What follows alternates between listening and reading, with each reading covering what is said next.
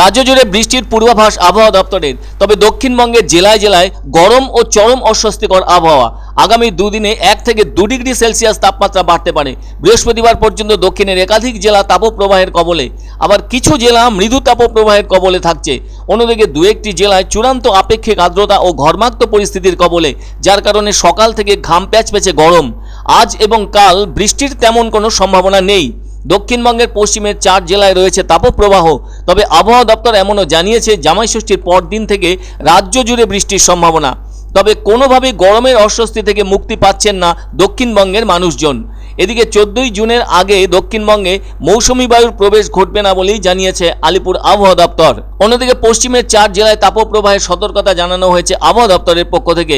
এদিকে সপ্তাহের শেষে উত্তরবঙ্গ থেকে দক্ষিণবঙ্গে মৌসুমি বায়ুর আসার সম্ভাবনা। উত্তরবঙ্গে তড়িঘড়ি বর্ষা প্রবেশ করলেও তা আপাতত থমকে আছে। দক্ষিণ পশ্চিম মৌসুমি বায়ু এই সপ্তাহের মাঝামাঝি সময়ে গতি পেতে পারে বলে অনুমান আবহাওয়া দপ্তরের। তবে মৌসুমি অক্ষরেখা আহমদনগর, নিজামাবাদ, সুকমা, মালকানগিরি ও বিজয়নগর পর্যন্ত বিস্তৃত। আবার অক্ষরেখার অন্য অংশ ইসলামপুরেই থমকে আছে। মধ্য আরব সাগরের বেশিরভাগ অংশেই ঢুকে পড়বে মৌসুমি বায়ু।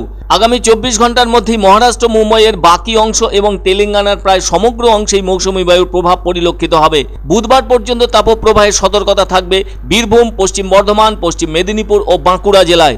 আবার চরম গরম অস্বস্তিকর আবহাওয়া দেখা যাবে বীরভূম, পশ্চিম বর্ধমান, পূর্ব বর্ধমান, বাঁকুড়া, পুরুলিয়া, ঝাড়গ্রাম, পূর্ব মেদিনীপুর, পশ্চিম মেদিনীপুর ও দক্ষিণ 24 পরগনা জেলায়। ওদিকে আবার বুধবার থেকে আবহাওয়া পরিবর্তন দেখা যাওয়ার সম্ভাবনা দক্ষিণবঙ্গে। তার ফলে বেশ কয়েকটি জেলায় বজ্রবিদ্যুৎ সহ বৃষ্টির পূর্বাভাস দেওয়া হয়েছে।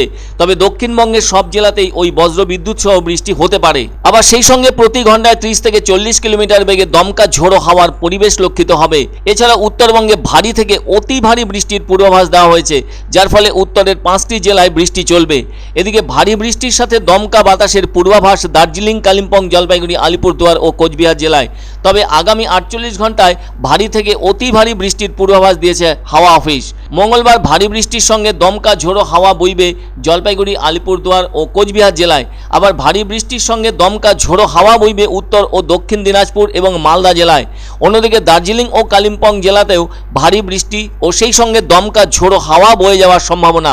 আবার কলকাতার এদিনের আবহাওয়া সংক্রান্ত ব্যাপারে দেখা যায় আংশিক মেঘলা আকাশ।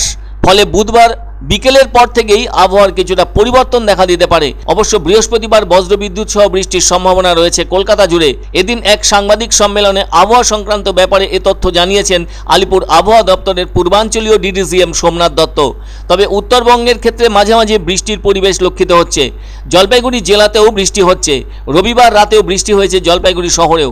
এদিকে ডুয়ার্স জুড়ে মাঝে মাঝেই বৃষ্টির আভাস মিলছে। বৃষ্টির বিক্ষিপ্ত পরিবেশ লক্ষ্য করা যাচ্ছে কোচবিহার ও আলিপুরদুয়ার জেলায়। কোনোভাবেই পিছিয়ে থাকছে না উত্তরবঙ্গের 2 পার্বত্য জেলাও। এদিকে বৃষ্টি হলেও দিনভর গুমোট গরম কিন্তু রয়েছে উত্তরবঙ্গের একাধিক জেলায়। এদিকে অবশ্য মৌসুমি জলবায়ুর প্রভাব মাঝে মাঝেই লক্ষ্য করা যাচ্ছে। তবে এটা অবশ্যই বলা যায় বর্ষা কিন্তু ঘরের দুয়ারেই অপেক্ষা করছে, শুধু এখন ভালোভাবে নেমে পড়ার অপেক্ষায়। আগামী কয়েকদিন ওয়েদার আমাদের দক্ষিণবঙ্গে প্রথম দিকে তো আপনার গরমই থাকবে। বেশ কয়েকটা ডিস্ট্রিক্টে আপনার সিভিয়ার হিটওয়েভ থাকবে। 14 তারিখের আগে আমরা কিছুই বলতে পারবো না। এখনও পর্যন্ত আমাদের কাছে যে সমস্ত ইনফরমেশন 14 তারিখ পর্যন্ত অ্যাটলিস্ট বলতে পারি মনসুন ঢুকছে না।